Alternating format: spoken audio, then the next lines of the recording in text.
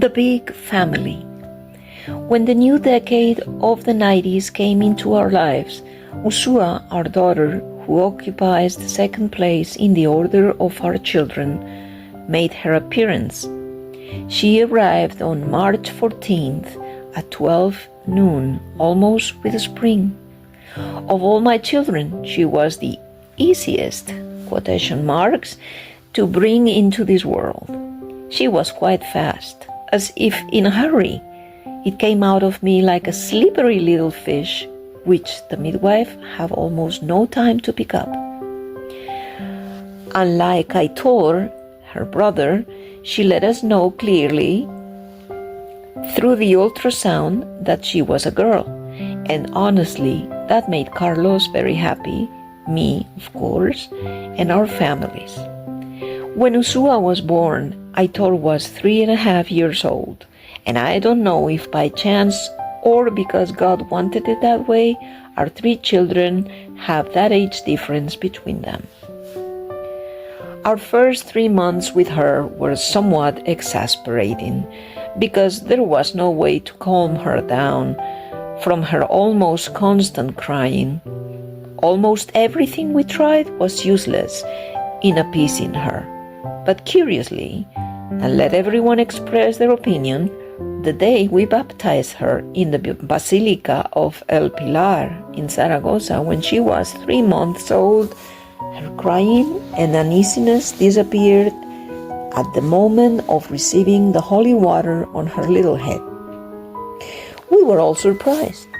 That day she was able to sleep even during the banquet, and although like any other baby she had some bad days, but the routine became normal and she began to be a smiling and calm girl who filled us with happiness and fun moments.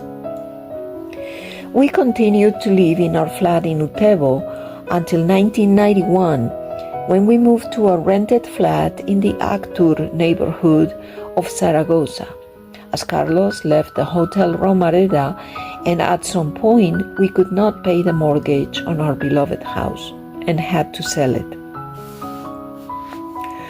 That new apartment where we settled was a big apartment, literally, with more than 100 square meters, a great residential area with parks around, a lot of pedestrian areas, and shops in all adjacent streets, including a large commercial market. We also had the medical clinic right in front of our front door, which was tremendously convenient, especially with 2 young children. That home turned out to be very pleasant for all of us, although honestly, I was the one who lived the most in that place. At that time, Carlos had found a job as a manager in a hotel with a petrol station on the Barcelona highway in the town of Osera de Ebro, 34 kilometers from Zaragoza. That position, like the previous one in Gandia and Benidorm, began to require a lot of time and dedication because in addition to accommodation, wedding banquets, communions, and other celebrations were also held in the restaurant that was located on the premises. And it wasn't just weekdays, but almost every weekend. His days were basically from 8 in the morning until some nights 12 or 1 a.m., depending on the problems or events in the hotel. Aitor had started going to school too, to the English school. He went every day from Monday to Friday by a school bus and adapted quite well. Thus, during the day, only Usua and I shared each day accompanying each other. We made a good friendship with one couple, neighbors of the property, as well as with the parents of another child who also attended the English school with Aitor. The boy's mother and I met almost every afternoon when we went to pick up our children at the bus stop. But despite everything, the constant loneliness began to wreak havoc on me and our relationship. Carlos did more than work. He devoted himself body and soul to his trade and hardly ever found time to return home. And although we got along well and never argued, some reproaches began moments when I wanted to make him understand how I felt. But I had the terrible feeling that all these fell on deaf ears. I think my ex-husband not only loved his job, but I also had this feeling that he thought that if he wasn't in charge 24/7, things in the company will collapse. At some point, I began to seek help from a priest who helped in a group that is international, created to help marriages in crisis. It's called Marriage Encounter. There you spend a weekend together with other couples with psychological exercises related to the couple's relationship, moments to speak honestly, and help to communicate. I must say that it helped us quite a bit, at least for a while. Another positive thing about that weekend was that we met other couples, more or less our age, with whom we created a very good and sincere friendship, and with whom we shared very pleasant moments. With dinners or meetings at our house or at theirs, parties, and above all, good times and support. My parents at that time had already left the house where we lived before Carlos and I got married. And since my father lost his job when they closed the vaudeville Café El Plata, where he spent a few years as a drummer, the financial issue became complicated for them.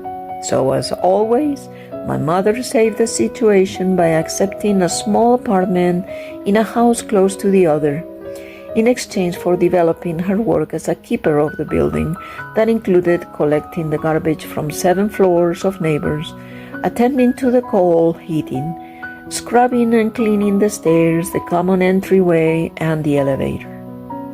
Everything behind her back, because my father did not move a finger and was also drunk most of the time. A Herculean job worthy of all my admiration and respect for a woman who was then already 57 years old.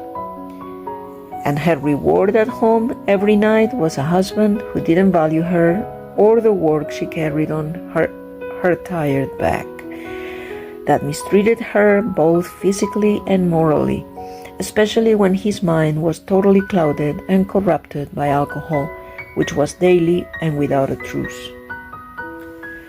Thus, between loneliness in my case by a husband absorbed by work, and in my mother's by a husband whose alcohol had made him forget how much he loved his wife, between happy moments at times and full of hope and others, and wrapped in sadness as well, we will reach the end of 1992, in which we will leave that house in Actur to live in an apartment that was and is in a house that belonged to Carlos' family, as it was built by his grandfather. A house located on Fuente Todos Street in the famous Delicias neighborhood in Zaragoza.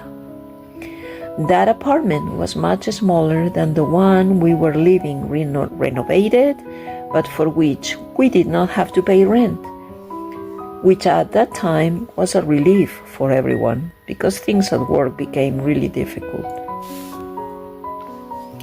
My brother and sister-in-law, Sacra, who by then had already been married for 3 years, were expecting their first and only child, my nephew Javier.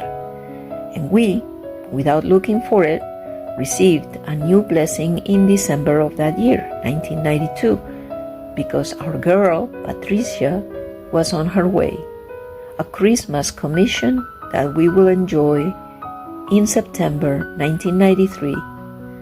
The family was already complete.